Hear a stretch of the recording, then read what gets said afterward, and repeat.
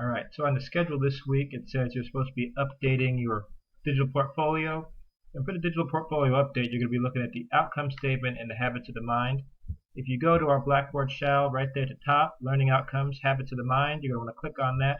And you have all those categories. You've already built the digital portfolio. Now it's time to start filling in some of the information.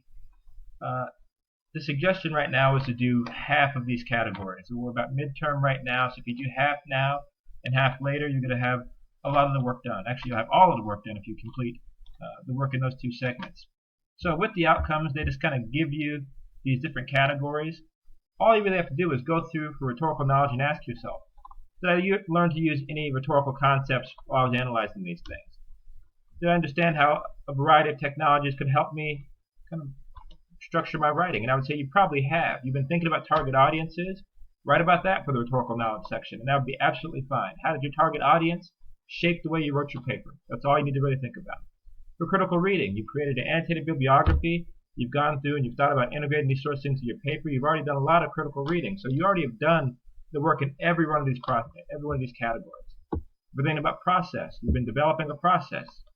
Have you worked on multiple drafts? Did you start with a thesis? How did you select your thesis? What did you consider as you narrowed down to your thesis? All those would be perfectly fine. And then knowledge conventions. Sentence structure stuff. Do you know you have any particular writing issues? Did you utilize the mechanics workshop that was here in Blackboard? Any of those things will be fine. I haven't really pointed out many sentence structure things to you all. A couple I have, and if I have, you can write about that. If you have a lot of yous and you're shifted from second person to third person or singular to plural, definitely something you can write about.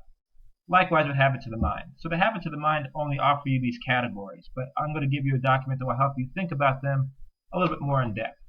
So the habits of the mind have been around for a long time, but the WPA Council came up with a framework for success in post-secondary writing, and that's where the habits of the mind that we have come from.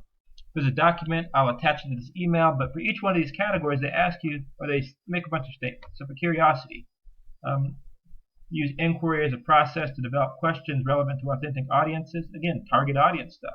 If you're curious about how your ideas might be received, write about that. If you have any questions about what people might think about your ideas, if you think here's a particular point that somebody might rebut, so I have to find a way to defend myself, you can write about that for the curiosity. In each one of these categories, there are other statements. You just use those statements. They help you shape what you want to write in that section.